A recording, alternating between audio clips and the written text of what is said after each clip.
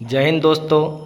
आज हम लोग माह अगस्त के प्रथम सप्ताह यानी प्रथम शनिवार में पढ़ेंगे पेयजल की अशुद्धता से होने वाले खतरे एवं इसके उपाय के बारे में जानकारी। यानी प्रत्येक शनिवार को हम किसी भी आपदा या किसी भी समस्या से कैसे बचे उसके बारे में हम बताते हैं। तो आज का टॉपिक है पेयजल की अशुद्धता से होने वाले खतरे एवं इसके उपाय के बारे में जानकारी। तो यानी पेयजल पीने वाला जल जो होता है उससे क्या सब खतरा हो सकता है, हमें कौन कौन सी बीमारी होती है उससे, उसके बारे में जानेंगे। यानी जो अशुद्ध जल होता है उसमें बहुत सारा बैक्टीरिया, वायरस या परजीवी आदि होते हैं, जिसके कारण हमें बहुत सारा बीमारियों का सामना करना पड़ सकता है। इसलिए पेयजल हमेशा शुद्ध पीना चाहिए। यदि हम अशुद्ध जल पीते हैं तो उसे हमें दस्त, पेट दर्द, उल्टी आदि की समस्या होने लगती है। अशुद्ध जल से टाइफाइड भी होता है। टाइफाइड में मुख्यतः सर दर्द, बुखार और पेट दर्द होता है।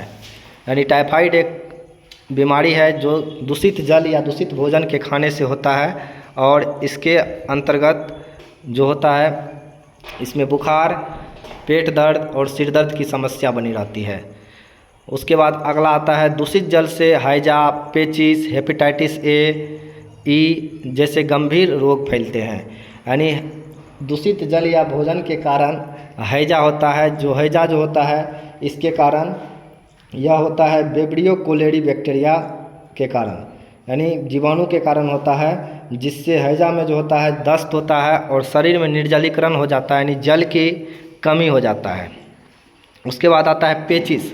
पेचिस जो है एक आंत की बीमारी है, आंत संबंधी रोग है, जिसमें बैक्टीरिया हो जाता है, जिसके कारण हमें दस्त और पेट दर्द की समस्या होती है। उसके बाद आता है हेपेटाइटिस ए एवं ई। हेपेटाइटिस जो होता है लीवर का रोग है, यानी यह हेपेटाइटिस लीवर को प्रभावित करता है और इसके कारण बुखार और बदन दर्द होता है। उसके बाद यदि हम दूषित जल पीते हैं या उससे स्नान करते हैं तो हमारे उससे त्वचा भी इफेक्ट पड़ सकती है, और आँख संबंधी रोग के कारण भी यह बनता है। यानी जैसे ही हम किसी स्विमिंग पूल में नहाते हैं या कई जगह नहाते हैं तो आप लोग देखते होंगे कि उसमें बहुत सारा डस्ट आ जाता है आदमी के शरीर से। किसी भी आदमी को कोई बीमारी रहता है या कुछ रहता है, उसके शरीर में गंदगी रहता है, सभी उसी स्विमिंग पूल में चला जाता है, और जब पानी दिया जाता है तो सारा गंदगी उसी में बना रहता है। और हम बार बार जब उसमें नहाते हैं तो हमें त्वचा या आँख संबंधी रोग होने का खतरा ज़्यादा रहता है।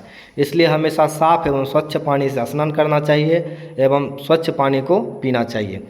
अब हम जानेंगे कि इससे कैसे बचे, इसका उपाय क्या है कि हम किसी भी शुद्ध पेयजल को पिएंगे और किस तरह पिएंगे। यदि हमारे पास शुद्ध पेयजल पीते हैं तो हमें कोई भी रोग नहीं होगा, हम सभी रोग से बचे रहेंगे।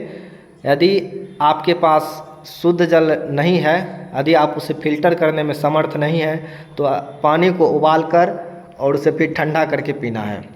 यदि आपके पास फ़िल्टर है तो उसको छानकर या फ़िल्टर करके पिए, चाहे आपके पास आरओ हो या कोई अन्य व्यवस्था हो, उससे छानकर पी सकते हैं।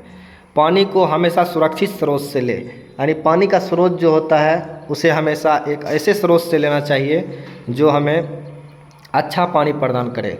जैसे हम नदी या तालाब से पानी लेंगे तो वो पानी खुद गंदा रहता है, उसे साफ़ करने में बहुत मेहनत लगेगा और पूर्णतः वह साफ़ भी नहीं हो पाएगा।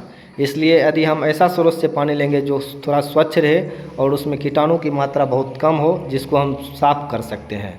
पानी को हमेशा ढक कर रखेंगे। पानी में क्लोरीन मिलाने से कीटाणु जो होता है उसमें से मर जाता है। उसके बाद पानी को साफ़ बर्तन में रखें एवं पानी को डोंगा से निकालें। यानी पानी जो होता है मटके या किसी कढ़ाई में आप रखते हैं तो उसे यदि गिलास से बार बार हाथ डालकर निकालेंगे तो हमारे हाथों में गंदगी रहता है, जिससे उसमें कीटाणु या जीवाणु जाने की खतरा बढ़ सकता है। इसलिए डोंगा जो होता है वो पकड़कर वो होता है, उसको पकड़ के पानी निकालने वाला जो होता है ग्लास टाइप से डंटी लगा हुआ रहता है उसमें, उसको पकड़ के उससे निकालना है आपको, जिससे कि हमारे हाथों का कीटाणु या जीवाणु जो होता है वो नहीं जा पाए। खासकर ये स्कूल और अन्य सार्वजनिक जगहों पर लगाना चाहिए जहाँ पर शुद्ध पानी हमें उपलब्ध हो पाए। धन्यवाद।